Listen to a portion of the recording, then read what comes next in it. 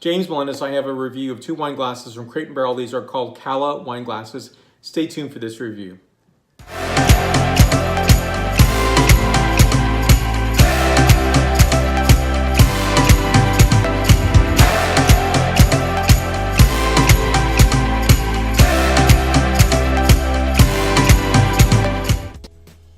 So, I came to looking at wine glasses from Crate & Barrel for one reason. I was looking for a specific silhouette, and I was looking for this silhouette here. And this is more of a tulip shape sparkling wine glass compared to the traditional fluted sparkling wine glass. I wanted this because ultimately these are really hard to find in terms of a lower price point or a really nicely made, crafted, beautiful wine glass.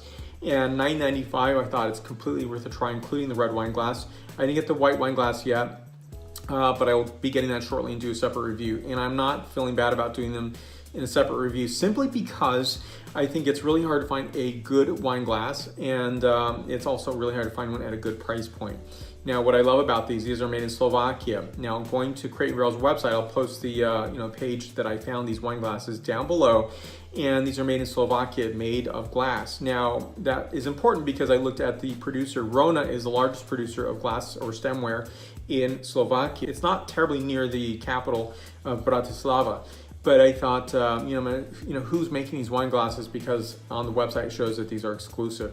You're going to find a lot of, say, home producers or home retailers have their own exclusive lines made from, say, a larger company.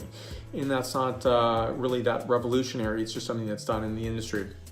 Now, for me, I think it's really important because I have my Zalto wine glasses, which I haven't done a review yet because I'm waiting for my new Zaltos to come in. Zalto's really expensive, and I don't use them very often, even when I do have them. I don't machine wash them because I'm afraid that they're going to break. When I wash them by hand, I'm very, very ultra careful because they break with just almost a stare or a look. These are not quite as delicate, which is a good thing. Even if they were, I still would use them anyway, and I would still dishwash them, which I do with these wine glasses. Now, what I like about them is the silhouette. This is absolutely stunningly beautiful, gorgeous. And I think the stem is just remarkable. I'll just hold this up here so you can see, you go to this really nice bulbous part here, going down to the stem, which looks snappingly easy to break. And it's so delicate and beautiful. Now, these are gonna have different point scores, and I'll tell you why in a moment.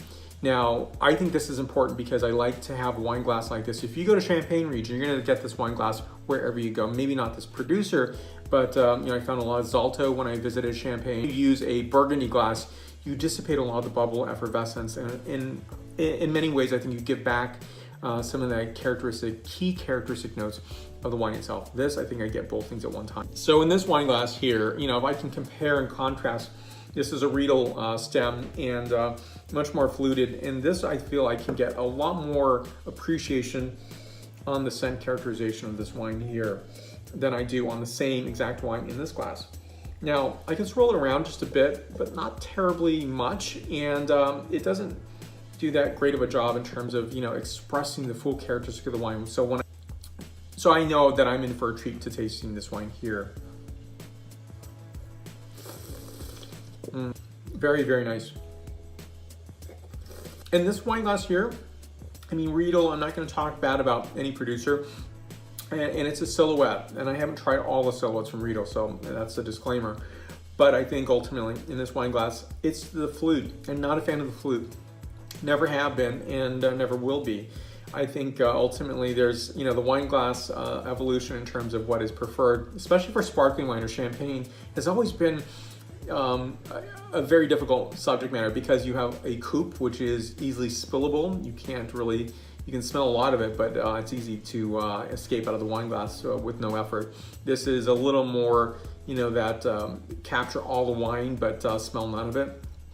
In terms of the flute silhouette, this allows me a little bit of both without having to resort to the Burgundy glass. So this, for me, the price point, the quality, the elegance, this is a 96-point wine glass. I think it's stunningly gorgeous, and machine washing so far has been, so far so good. I'm going to continue to do that, and I think I'm going to have this for a little while. All wine glasses have a shelf life. I'm not sure how long it's going to be. Nobody knows. Now, this is a red wine glass, and I'm going to rate this differently, and it is a completely elegant, beautiful. It's a Cabernet Sauvignon in this wine glass here. Now, the simple reason is you do get a appreciation for the wine. You smell the wine. with ease. But what you really have a hard time with this wine glass here is to swirl it around because it is so elongated. You can see a bit of movement here long after I've stopped moving the wine glass. And that's the physics. I'll leave it alone there just for a moment. The physics of the wine glass is elongated, so a lot of the the pressure on the wine glass is outward, of course. And for me, I don't really care for that because I did compare that with this is a restaurant Riedel glass. You know, I can swirl this around quite a bit. I'll just show you what this looks like. It says solo if you're interested. Not hand solo, but this is just a restaurant version that they serve or you can buy at Silverado, and I did for I think $10, so it's quite a bargain. On this, you have a great connection to gravity that holds the wine glass in place. I like that. It's a really nice experience with this wine glass. This I don't mind to put in the dishwasher, and it's been fine so far. This one is my sommelier and Riedel, of course. I'm not going to put this in the dishwasher. I use this rarely. I absolutely love it, and it's handmade and very expensive, over $100. So this wine glass here is 93 points out of 100 points. So it's very different than this glass here. I'm gonna try the white wine glass as soon as I get that receipted and do a wine video on that. So I think it's to think about where you buy your wine glasses. Sometimes it's through, having difficulty finding a source to buy them from. It's also finding the right silhouette and the right price point. If this is my everyday sparkling wine glass, I would choose this wine glass over a flute any day. This wine glass here, I think looks really nice. If it's a dinner, I'm not gonna be pouring this and swirling around a lot, although I like to do that.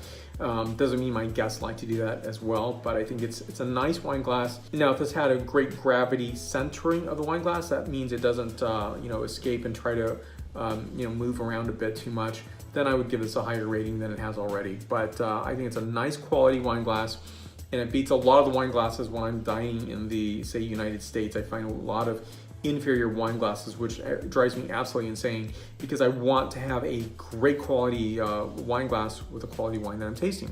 I'll put more information on the retailer down below. You can purchase them. I believe they're only available online, not in person. But one thing I would give a big applaud for is the way that Crate & Barrel packaged them. I've had other retailers send me wine glasses and they break, but the way they packaged them was so careful, so well done, that I would order again with confidence. Thank you for watching. Let's stay connected. Many more wine reviews to come. And thank you for your support. You can find me on many social media such as Facebook, Twitter, Instagram, and WordPress. So thank you again. Stay tuned for more. Santé.